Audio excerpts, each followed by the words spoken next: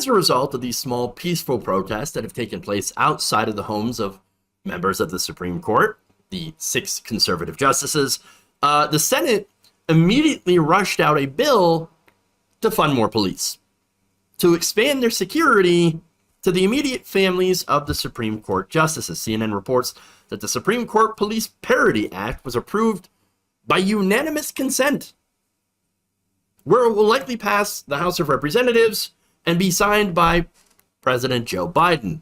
The push in Congress comes 1 week after Politico's bombshell leaked draft of the opinion, which of course indicates that the highest court in the land is about to overturn Roe v. Wade in the summer, as early as July. As early as June. So they go and they pass this, and that is literally the fastest I have ever seen Congress work on a bill. Hey, it turns out they can do something. Wow. And now, of course, the asterisk on that one, right, is that, of course, it's got to be something that benefits the already powerful, who happen to be, at this point, stripping away rights of millions of people in this country. Maybe if, I don't know, the Senate had passed something to protect bodily autonomy, in the first place, there wouldn't be these massive protests.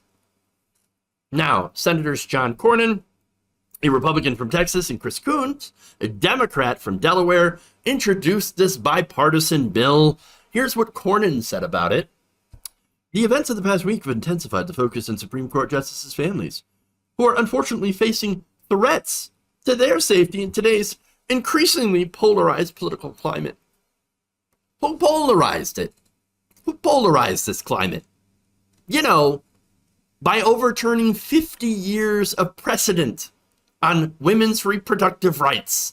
I don't know who polarized the country. I don't quite understand.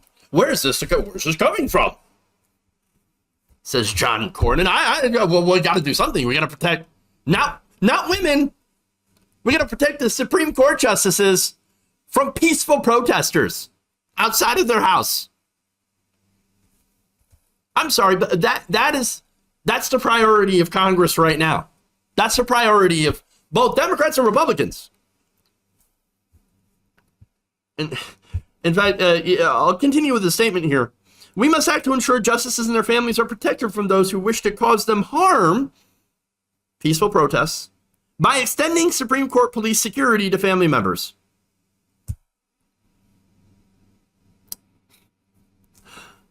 This radical Supreme Court, it's far right, they're activist judges, and they are causing harm to millions of families, or going to. And by the way, the end of Roe does not mean the end of abortions. No, all it does is ban safe abortion. That's it. Abortions are still going to happen. And now, as a result, millions of women are going to die. Well, okay, look, millions, no. I'll backtrack on that one, all right? Thousands of women will die as a result of this. Thousands. Very likely. Back alley abortions. Women will die. Again, and look, they're not going to die just from coat hanger abortions and back alleys. No, there are women that will die from things like ectopic pregnancies. If you do not treat them, if you do not do this affirming care for women and get that pregnancy out, ectopic pregnancies happen when the egg is in the fallopian tube or outside of where it's supposed to be, where it implants. It can cause bleeding and death. Missouri attempted to criminalize aborting an ectopic pregnancy, which is not viable at all. And of course, yes, as some of you mentioned, there will be suicides for women who decide, I cannot be a parent. And if you're going to force me to carry this baby, rape this baby, because many of these laws do not have exemptions for rape or incest, then I'm just not going to live. You are killing women. You are killing women. That's the result of this. And look, at the United States, in the United States, about 1 to 2% of all pregnancies happen to be ectopic. If left untreated, they can be fatal. Ectopic pregnancy accounts for almost 3% of all pregnancy-related deaths. Under the bill, originally introduced by Representative Stice, terminating an ectopic pregnancy in the state of Missouri would have been a Class A felony, a conviction that carries penalty of up to 10 years to life in prison. So, under this law, which, by the way, would be allowed to proceed once Roe is gone, these are the trigger laws. Women who decide to save their own lives by getting life-saving surgeries, abortions, would be sentenced to 10 years to life. Now, that was the old bill. That was stripped out. Why was it stripped out? Because enough people made a fuss. And yes, women and non-binary people and trans men too, of course, are included. Of course. I consider trans women to be women, so I lump them in with women. But yes, non-binary as well. Anybody with a uterus is a target. They're not pro-life. They're killing people. They want to kill people for aborting a clump of cells because they consider it to be life. In 2021, a Texas lawmaker filed a bill that would abolish and criminalize all abortion, leaving women and physicians who perform the procedure to face a death penalty. The bill had no exemptions for rape or incest. None. But we don't care about them. Regular people? No. No. When it comes to the elites, that's when we act. That's when Congress, that's when the Senate picks up and says, oh, got to do something. Reproductive rights under attack. I sleep.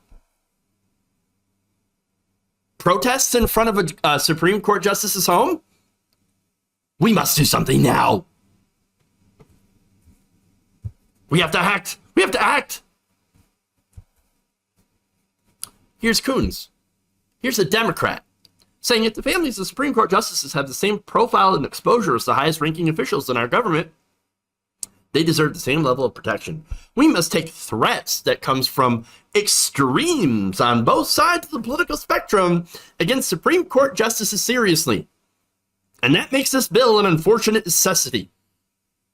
I'm sorry, extremes on both sides? What extreme on both sides are we talking about? What extremes? I'm sorry, you have people that are peacefully protesting, holding a vigil outside of a Supreme Court justice's house. By the way, that protest in front of Kavanaugh's house started by his neighbor.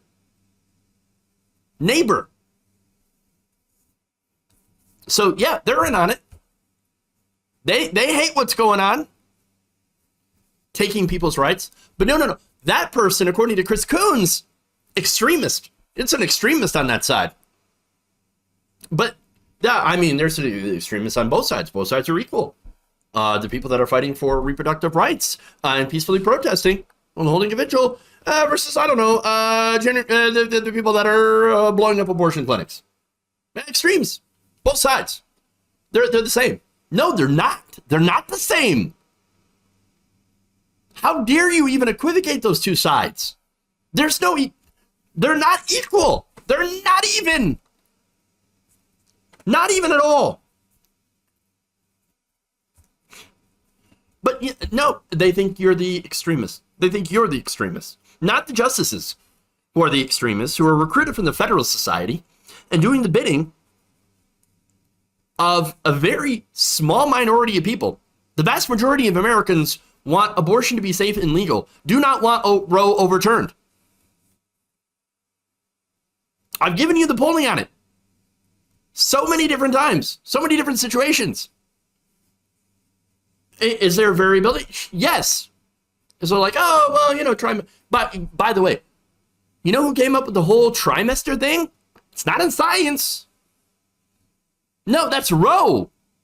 Roe codified the entire thing. Well, not codified, but it set up the trimesters as a way to delineate who has power at what time, whether or not the state can come in and regulate these abortions.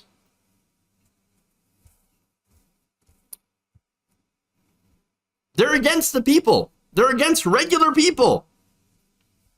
And by the way, they're also against you protesting the removal of your own rights. There is an 8-foot tall, non-scalable fence that was installed around the Supreme Court. They put that out last week. And if you can't protest in front of the court building, and you can't protest in the street in front of your homes, or in front of their homes, where can you protest? Where are you allowed to protest? Nowhere. That's it. And that's the point. They want you to sit down and shut up. They don't want you to use your First Amendment rights. I'm talking about peaceful protest. I'm talking about holding a vigil. I'm talking about chanting and signs on public roadways. That's what I'm talking about. That's protest. And even that little bit, that's too much. Now they have to be met with an army of police. Republicans don't care about your First Amendment rights and your right to privacy, and apparently neither did the Democrats. By the way, and I say the Democrats because guess what they're doing? Instead of actually doing something about it, right?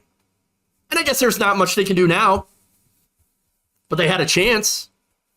I mean, yes, they could go after Joe Manchin, could go after Kyrsten Sinema. Joe Manchin's got a lot of ethical issues going on here. A lot of corruption stuff going on. You know, his daughter, Heather Bresch, colluding with Pfizer to keep EpiPen prices really high. I wonder if you could use that as leverage to get Joe Manchin to overturn the filibuster, or at least make a carve out for this particular piece of legislation to protect women's rights. But he doesn't do that because they don't care, because they're raising money off this. Millions of dollars wasted going to the Democratic Party. Who's going to do anything to fight for you? They're not doing anything right now. They're putting up show votes, which are going to get shut down. What a joke. Absolute joke. And again, the same Democrats, Nancy Pelosi is out there, along with Steny Hoyer, Jim Clyburn.